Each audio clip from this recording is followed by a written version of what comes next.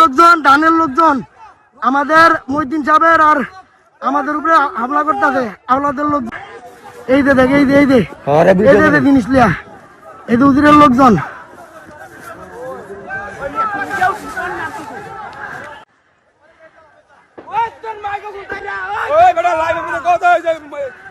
উজিরালির লোকজন ডানের লোকজন আমাদের মহিউদ্দিন সাহেবের আর আমাদের উপরে হামলা করতেছে। আওলাদের লোকজন আমাদের লোকজনের উপরে হামলা করছে। আমরা প্রতারণায় কি মতো ভাই সব নামাজ